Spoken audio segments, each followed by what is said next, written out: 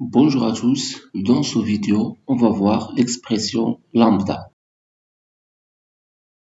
L'expression lambda est une fonction anonyme et inline en Python. Ils sont définis à l'aide des mots-clés lambda, suivis d'une liste d'arguments, d'un deux points et d'une expression unique qui est évaluée et renvoyée.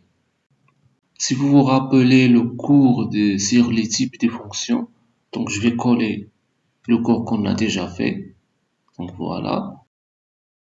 Maintenant, on va faire même chose pour l'expression lambda, pour chaque type de fonction. D'accord. Donc on va écrire lambda, deux points.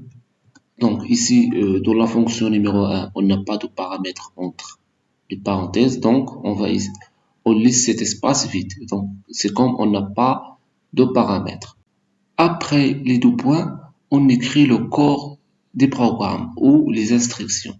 Donc ici, on va copier print, on va le coller directement ici, comme ça. Maintenant, je vais stocker cette expression dans une variable appelée, par exemple, lambda 1. Donc c'est une fonction à l'aide de l'expression lambda.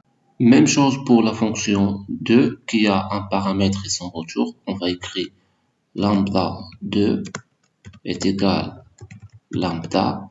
On a paramètre a, deux points, et on va écrire l'expression print. C'est très bien. Même chose ici, lambda 3 est égal à lambda. On n'a pas de paramètre, donc deux points. Mais ici, on a retourne bonjour fonction 3. Tout simplement, on va copier bonjour fonction 3 directement, sans écrire le mot retourne. Maintenant, lambda 4 est égal lambda a virgule b est égal a plus b. Donc ici, on a deux paramètres a et b. Même chose, a virgule b, mais sans parenthèse. Mais ici, deux points. Voilà. C'est très bien. Maintenant, on va appeler par exemple la fonction 1. Et on va appeler aussi la fonction lambda 1. Voilà. Maintenant, si on exécute le programme, donc il va afficher print bonjour deux fois. Donc exécuter. Voilà. Donc c'est la même chose. Maintenant, on va exécuter la fonction numéro 2. Donc 2. Et on va donner un paramètre, par exemple, numéro 2. Même chose pour lambda 2, numéro 2, comme paramètre. Alors, si on exécute, normalement, le résultat, ça fait 2 fois 2, c'est 4. Donc voilà, même résultat. Juste ici, on a défini avec la fonction numéro 2 avec la méthode define. Mais ici, on a défini la fonction à l'aide de l'expression lambda. Voilà, par exemple, 3. Il n'y a pas de paramètre. Exécuter. Donc, il retourne le mot bonjour. Donc, il faut afficher le mot. C'est pour ça qu'il n'affiche rien. Simplement, on va écrire print